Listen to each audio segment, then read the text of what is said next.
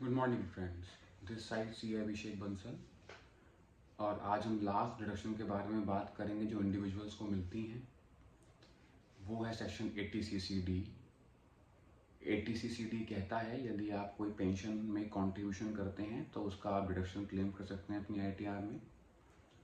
अब पेंशन में जो कंट्रीब्यूशन है या तो सेंट्रल गवर्नमेंट करेगी या एनी अदर एम्प्लॉयर करेगा, राइट, या इंडिविजुअल खुद से भी कर सकता है। 3 पोजीशन है, मैं आपको बताऊंगा। इसमें 3 पैराग्राफ्स हैं, वो इम्पॉर्टेंट हैं, वही हमारे काम के हैं। सेक्शन 80CCD कहता है यदि आप ओल्ड टैक्स डिज़ाइन फॉलो करेंगे तो उस केस में आप एम्प्लॉय का जो कंट्रीब्यूशन है NPS में या किसी और नोटिफाइड पेंशन स्कीम में इंक्लूडिंग अटल पेंशन योजना, उसका वो डिडक्शन क्लेम कर सकता है यदि आप ओल्ड स्कीम फॉलो करते हैं।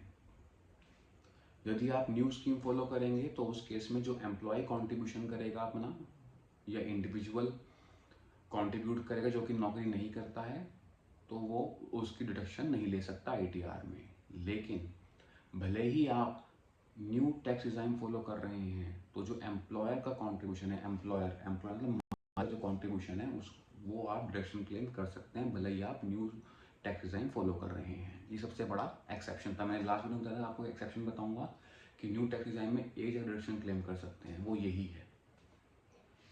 तो इसमें 3 सेक्शन है, 80CCD 1, 80CCD 1B, 80CCD 2।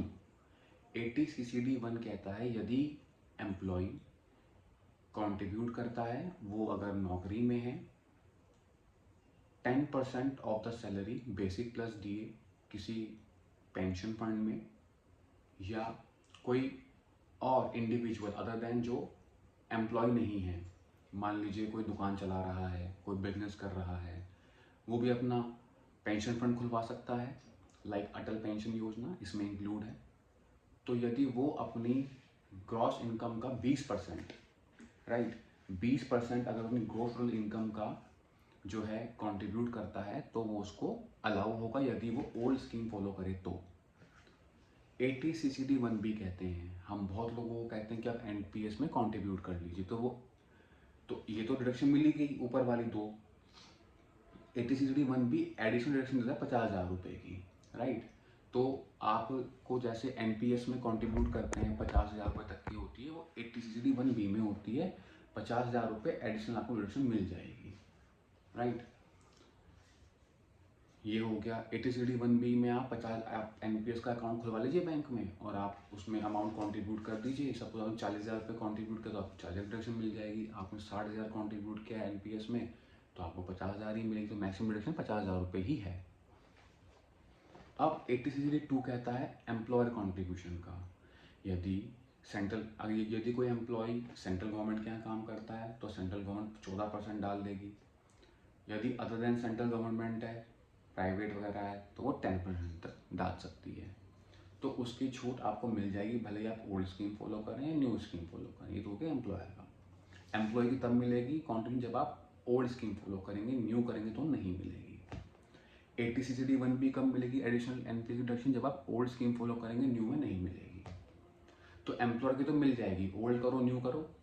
Employ contribution की तब मिलेगी जब आप ओल्ड स्कीम फॉलो करेंगे, न्यू स्कीम फॉलो करेंगे तो डिडक्शन नहीं मिलेगी, ठीक है।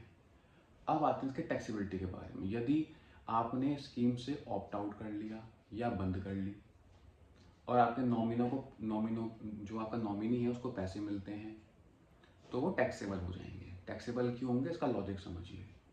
जब आपने कंट्रीब्यूट किया तब तो आपने डिडक्शन क्लेम कर ली ना उस टाइम। अब जब पैसे मिलेंगे, पैसा मिलेगा, इंटरेस्ट मिलेगा, तो वो टैक्सेबल हो जाएगा नॉमिनी के हाथ में। लेकिन अब यदि इंडिविजुअल की डेथ होने के बाद नॉमिनी को पैसा मिला तो उस पर टैक्स नहीं लगेगा, ठीक है। मैं फिर रिपीट कर रहा हूँ, नॉमिनी को पैसा मिलता है यदि आपने स्कीम से ऑप्ट आउट किया और इंडिविजुअल जिंदा है, तब वो टैक्सेबल होगा। कितना होगा ये बताऊंगा। अगर इंडिविजुअल मर गया और नॉमिनी को पैसा मिला तो वो टैक्स फ्री होगा, उस पर कोई टैक्स नहीं लगेगा।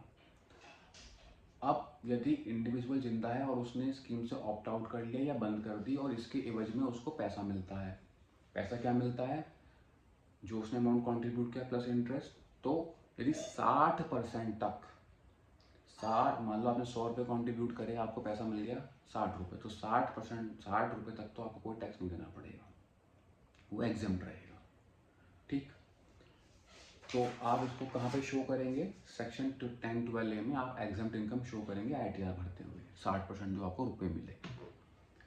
अब यदि स्कीम चल रही है, मैंने पहला केस क्या होता है, ऑप्टिंग आउट कर दिया, निकल गए बाहर, बंद कर दी। अब दूसरा केस, आपकी स्कीम चल रही है और चलते चलते आप कुछ पैसा विड्रॉ करना चाह रहे हैं, सपोज घर में मैरिज है या किसी का इलाज कराना है, कोई मेडिकल इमरजेंसी है, तो 25